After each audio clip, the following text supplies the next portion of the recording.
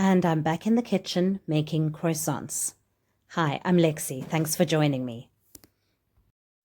This week I felt like croissants, but there was no way that I was going to make dough, roll out butter, refrigerate, keep rolling. This is my answer: puff pastry.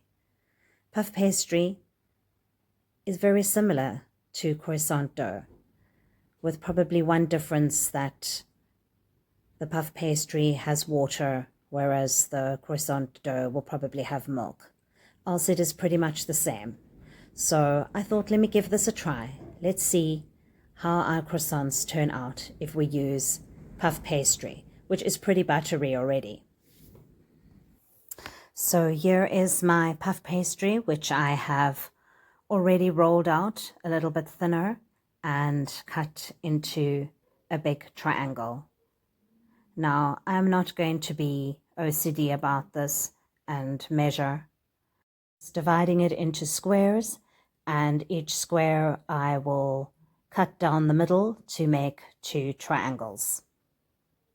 Please excuse me today. I do, as some of you know, have Meniere's disease, and I have very bad slurring today still and brain fog, and I have literally been trying for 2 days to record this video. So I apologize. I'm doing the best that I can, but hope that you will still enjoy it.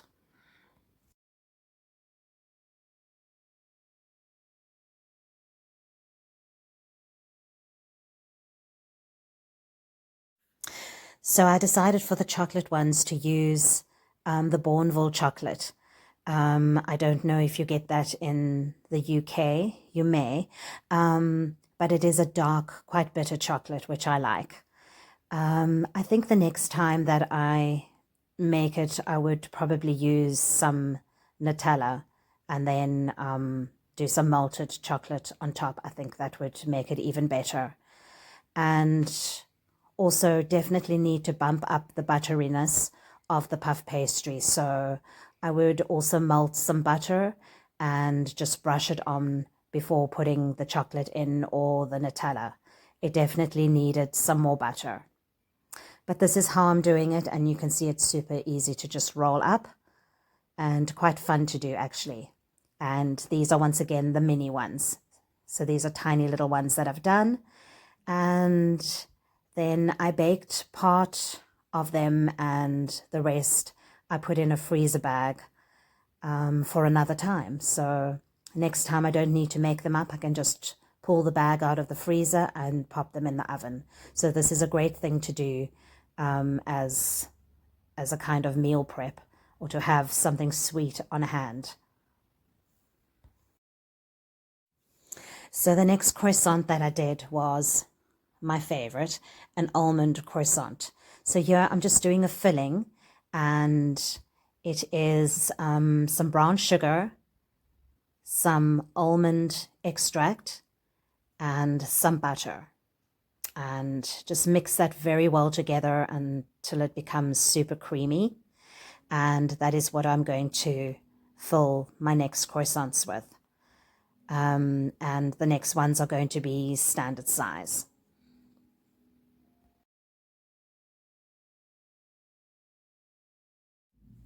I also ground some almonds just by throwing it into the blender, and I added that to the mixture as well.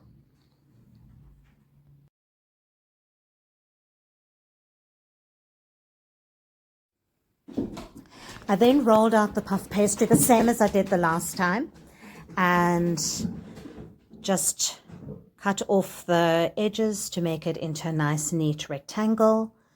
And then I just freehanded the triangles, and these, as I said, are the standard size ones. And this is really easy to do, so don't think it's difficult. You can do this. This was really, really easy.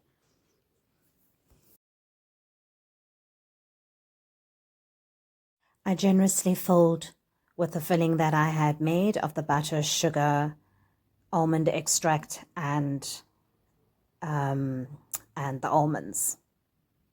And then just rolled it up nice and neatly. Used a little bit of milk at the edge to close the little part at the end.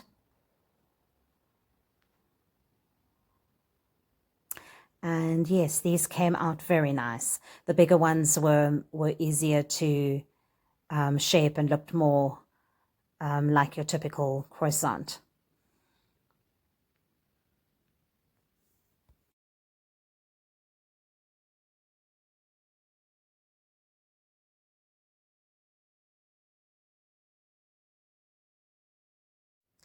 I then did an egg and milk wash because I wanted the croissants to come out looking nice and brown. So I just used a brush to put those on top. And then on the chocolate ones, I added some little chocolate chips.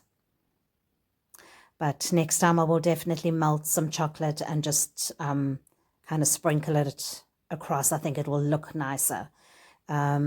These tasted good, but when they came out, they didn't look as nice as they could have. The almond ones definitely looked a whole lot better. So if you were wanting to do this with puff pastry and make it vegan, all you need to change up is to just make sure that you buy a vegan puff pastry, and there's plenty out there. And then just use as well a vegan butter spread. And for the basting on top, you leave the egg out and just baste with milk. And yes, very, very easy to change this recipe up and make it 100% vegan. Instead of the Bourneville or Nutella, just use vegan chocolate or the Okia, I don't know if I'm saying that right, OKJA, the vegan chocolate spread, which tastes exactly like Nutella. And here we are. This is when it came out of the oven. And look how beautiful the almond croissants came out. Some of the filling did fall out a little bit of the almond croissants. I did overfill it, I think. But you will see in the picture that I just put it on top. And it was quite yummy. And this is the chocolate ones, which I love to serve with an espresso. Turbidor Dutch chocolate espresso is my favorite to go with those croissants. Yeah, I have favorite coffees and favorite teas to have with my desserts. The almond ones really came out beautifully. And I'm just dusting it with a little bit of icing sugar. And I like to have some vanilla coffee with this.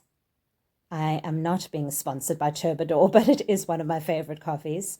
And this is the English tea, the English biscuit tea, which goes so well with these croissants as well. So I hope you'll give these a try. They are definitely a very quick and great substitute for the long way of making a croissant.